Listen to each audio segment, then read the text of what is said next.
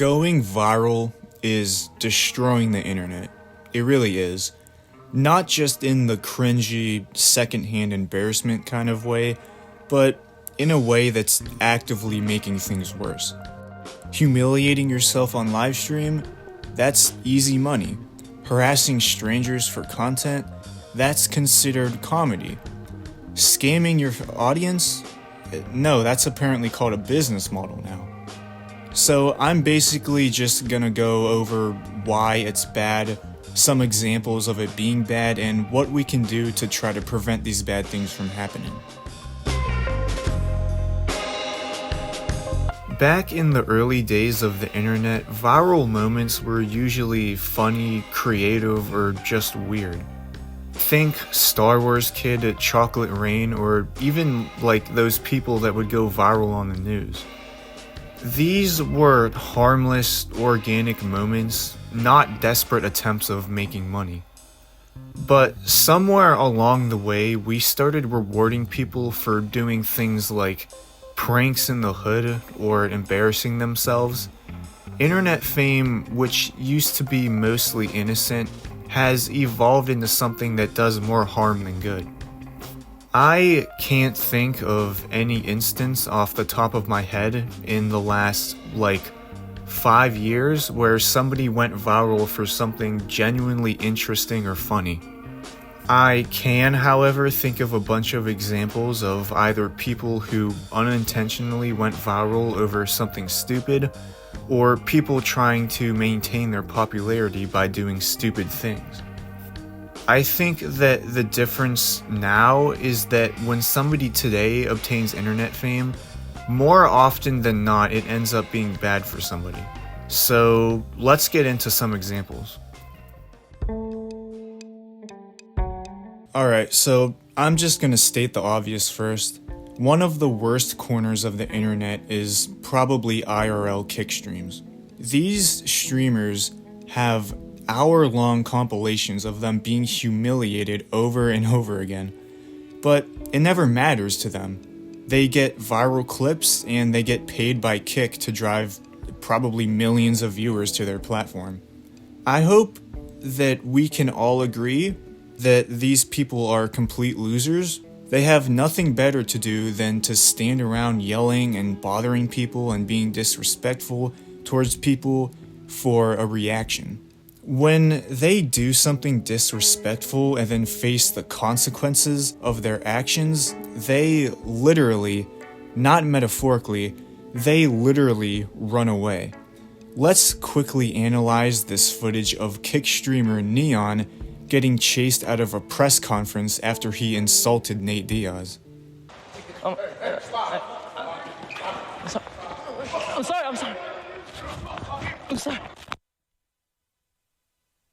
Okay, first of all, this cameraman needs to be fired pronto. You can't see anything because of how bright it is.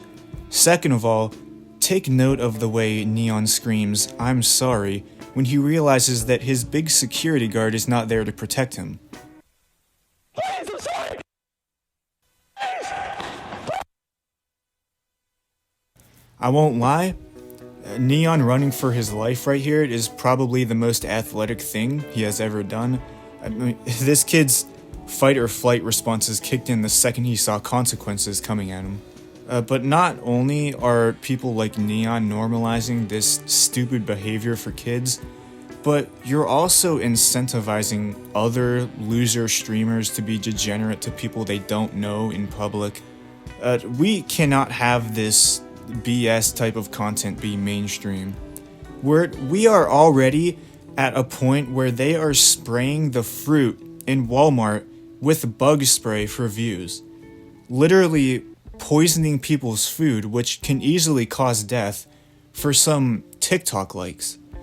And not only are they spraying poison, they're also spraying water out of hoses onto old people, also at Walmart.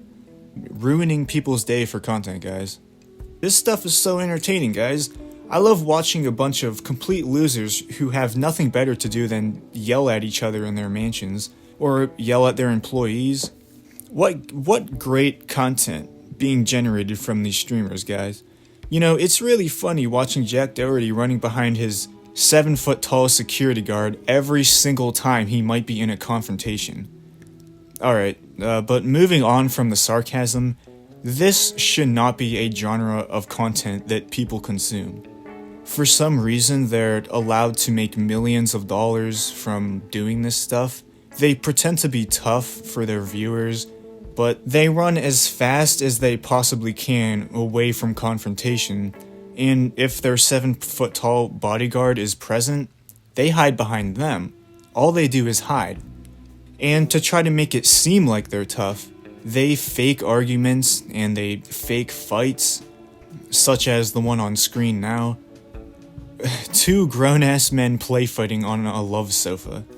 Crazy stuff, guys.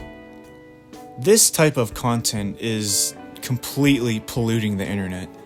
It's rewarding the worst possible behavior and inspiring a new generation of creators who think that the best way to get famous is to harass strangers, or fake fights, or just be a general nuisance to society.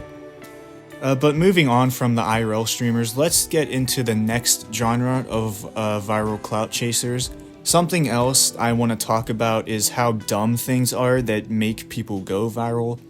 You probably already know where this is going. This is what I like to call the one-hit wonders of clout chasing. They have one instance of fame, and when they realize that they can make money off of it, they start milking it for all that it's worth.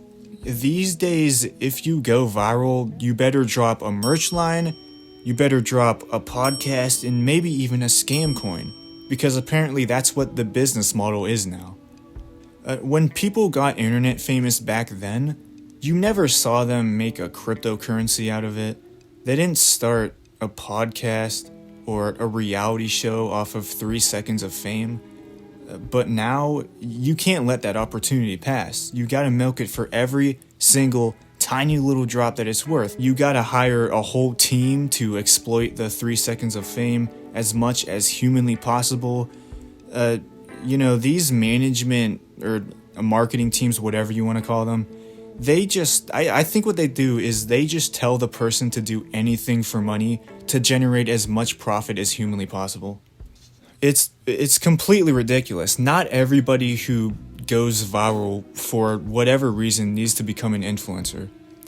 If you accidentally have a viral moment, that's fine, but don't try to make a career out of it. That idea does not work anymore.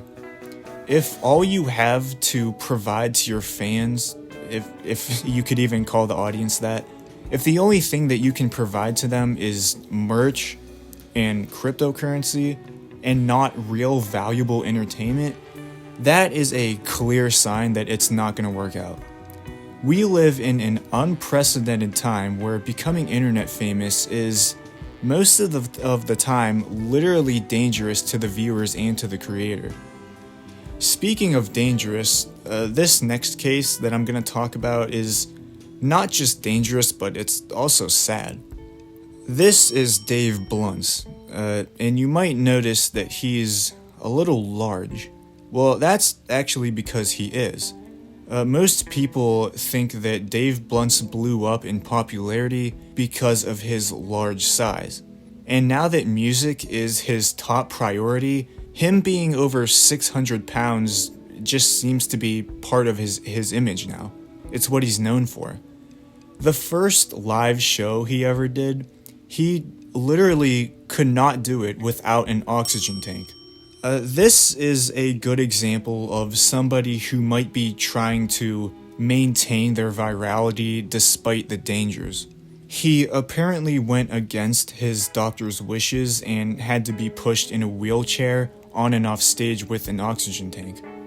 No hate towards the guy though. I just want to see him, not be 600 pounds about to die from heart failure. The main concern in his life right now should be losing that weight. But no, apparently having this viral moment on stage is more important. It's like being known for self-destruction is a career path now. The audiences keep watching and these creators just keep pushing the limits. because at the end of the day, engagement is currency. And going back to these kick streamers, I'm interested to know what their end goal is with doing this stuff. The obvious answer would be money, but the thing is, it's like, okay, congratulations, you've made $1 million, but now nobody likes you. You know, I've heard that money doesn't buy happiness unless people like you. You might think that it's all good because you own a big house and own McLarens, but you're eventually gonna crash that McLaren because of your own selfishness. You'll eventually run out of money, people will move on from you to somebody else. What are you gonna do then? What is your plan after nobody likes you? Will you be a menace to society for 40 years, or are you gonna put the money aside and actually have a meaningful life?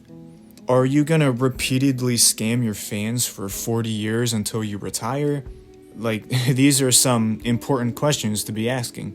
When you're too focused on making money off of people who don't know any better, you will face consequences, believe it or not.